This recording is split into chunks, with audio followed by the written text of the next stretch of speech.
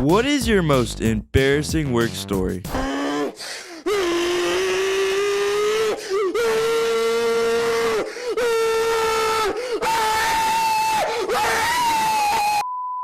Story number 1. I was a young IT guy and had rushed to a job that morning. While working on a machine, I realized I had thrown my clothes on right out of the dryer, and there was a sock in my pants down in the hamstring region. So I went to the supply room, shoved my hand down the back of my pants to almost my knee, and pulled out a sock.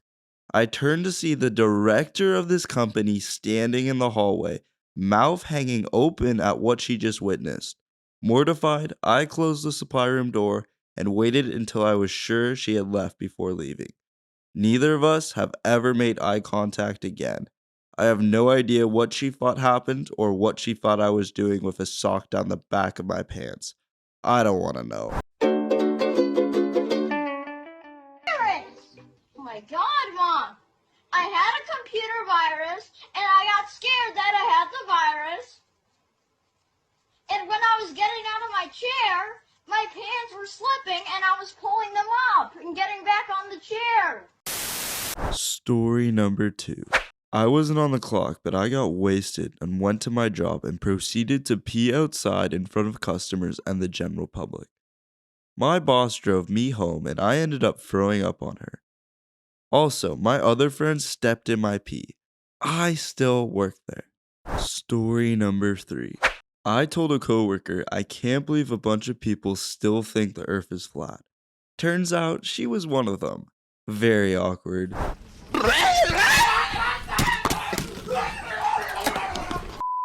Story number 4. Asking a lady who had just started, do I know her because she looks very familiar.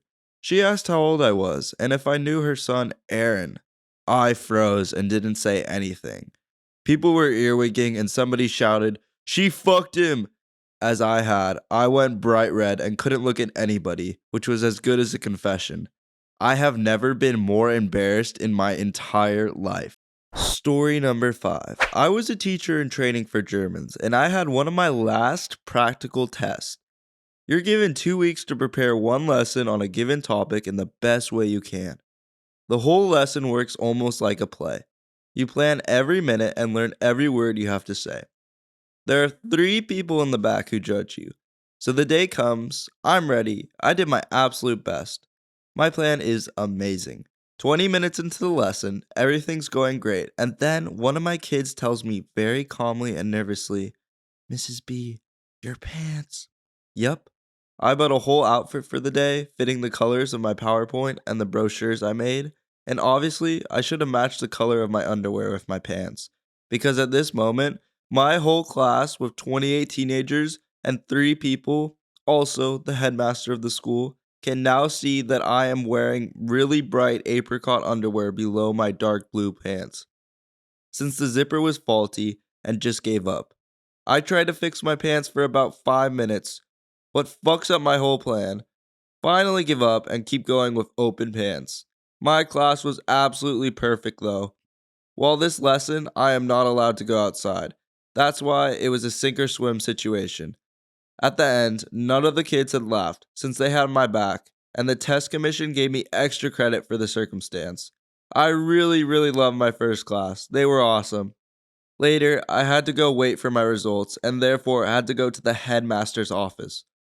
I had a colleague of mine fix my pants with a stapler, so I didn't have to walk through the whole school in underwear. Story number 6. I worked as a waiter at an event center for one night. It was just for one event, and they needed temporary help. I was cleaning up some tables and accidentally lost my balance and dropped a shit ton of plates in front of some teenagers. Not my best moment. Clean that up, you idiot! Love you! Story number 7. Happened to a supervisor I happen to hate. It was at a call center. She was wearing one of those shirts that snapped at the crotch and a skirt. She came back from the bathroom with the back of her shirt over her skirt. The skirt was bunched up like a fanny pack, showing her ass to everyone at work. Often, she had to come around to people on her team and lean over at her desk. 4 hours of showing the entire floor her ass. If she had anyone that respected her or liked her, she might have gotten it pointed out from them. Story number 8.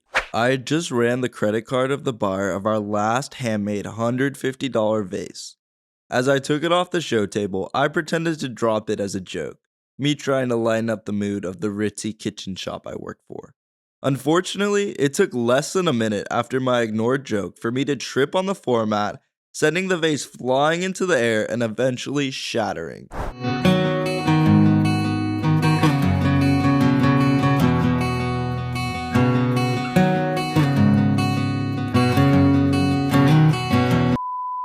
Story number 9. Well, a few months ago I had a toe infection, and yeah, gross, I know. But anyways, it hurt so much that I limped when I walked, and I'd been taking orders all morning. A man comes up to me and asks, "Is breakfast over?" But I thought he asked, "Did you break your toe?" So instead of answering what he actually asked, I began to tell him a story about how my toe was infected and how I needed to go to the doctor soon. He just kind of nodded and listened to my story before walking away very confused, I'm sure.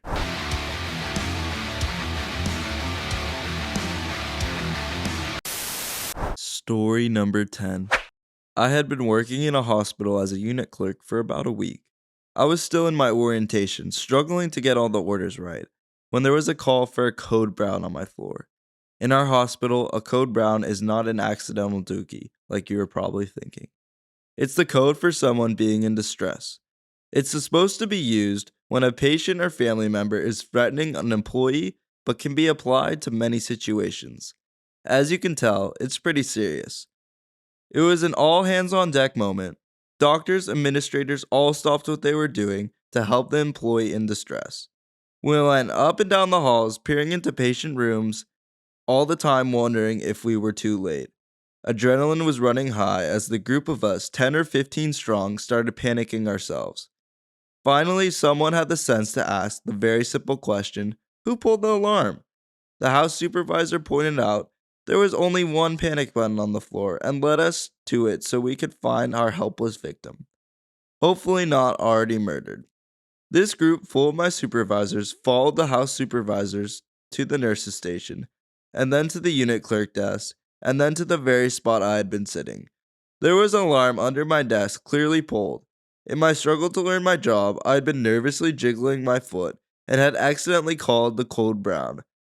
This led the entire group to marvel at my especially large feet and earned me the very unfortunate nickname, you guessed it, Code Brown. Story number 11. Maybe slightly less embarrassing because there were a few of us, but when I worked at a summer camp, one day all the counselors and staff were jumping into the water with their clothes on. Me and a couple of my colleagues started chanting the name of the camp coordinator and got all the other children to chant it too, yelling at him to jump in the water with us. After about 5 minutes of him not budging, we remembered that he doesn't know how to swim. Yeah, hell yeah, I can swim, girl. You okay? Huh? You okay? Stand up! Wait! Story number 12. Walked into the ladies' toilets. I was coming back from a cigarette break. I got into the lift and pressed the button for the floor, where our office is. Right outside our office is the female toilets, and the male toilets are a floor beneath that. So halfway up, I need to pee and think to myself, I'll just get off on the 3rd floor and take a piss. Without actually pressing the 3rd floor button, I get off onto the 4th floor, head down, not really paying attention. I walk into the ladies' toilets. No one was inside, so I debate whether to take a crap or not. I hate taking a crap if there's other people using the toilet. Decide just to pee, walk up to the cubicle. I don't like peeing in the urinals. My pee-pee is small. Take a piss, come out, walk past the sanitary pad dispenser without connecting any dots, without realizing that there are no urinals. Start washing my hands, the door opens, and a female colleague comes in and we both stare at each other like, what the fuck? And then it hits me. No urinals, sanitary thingies, and the toilets are sparkling clean. Fuck. First thing that comes out of my mouth is, I'm not a perv. Story number 13. I was standing up and speaking in a meeting while holding a fair-sized cup of coffee.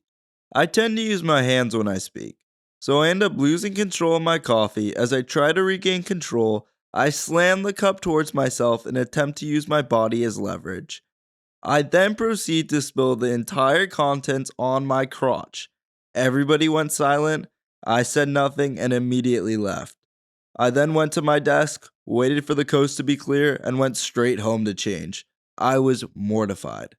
Story number 14. At my old job, we dealt in wholesale and would occasionally send orders by courier, and had one guy who stopped in once a day to check if there was anything going out.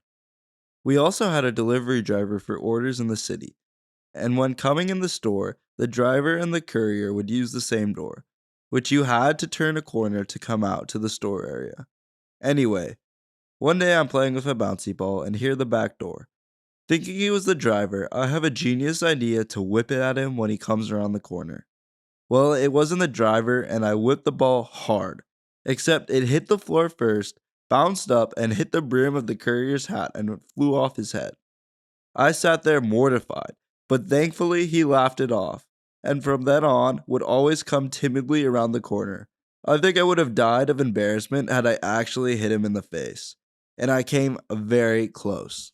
Story number 15. Was working at a cafeteria as a line server. I hated the job so much. Dreaded going into work every day because of my supervisors would always harass me about nonsense stuff. Anyways, customer comes through the line. I asked him what he would like. He told me, and after I handed him the plate of food, he said thank you, to which I, without thinking and hesitation, replied with, "I love you." We both stopped, stared at each other. I told him I was sorry and that I meant to say you're welcome, but he walked away fast. Last story. I used to work at a church during high school doing basic maintenance stuff like mowing lawns, replacing light bulbs, cleaning bathrooms, etc. I got one of my buddies hired after me, so it was pretty nice. He was known for always being right on time because he had his own car, while I might have been late depending on rides. One day, I get there really early because my mother had an appointment and I had to drop me off early. As I sat at the sacristy, the room the priests get ready in and wait in before they go out on the altar, I thought, hey, he won't know that I'm here early, so I can scare him. Since it was a dark, cloudy morning, I turned off the lights to the sacristy, was pitch black, and waited near the door for the sound of footsteps with a power drill that was super loud and lit up whenever you pressed the trigger. After a few minutes, I hear the sound of footsteps, hear the key entering the lock, door opens, and this is the moment I was waiting for. I jump out from the darkness and yell, "Hiya!" and press the trigger on the power drill so the light is shining on his face while making a loud noise. And in the light, I see a horrified face, except it wasn't my friend's face. I jumped out and scared the pastor shitless. Turns out he walked over to grab some holy water. Fortunately, I was not fired that day.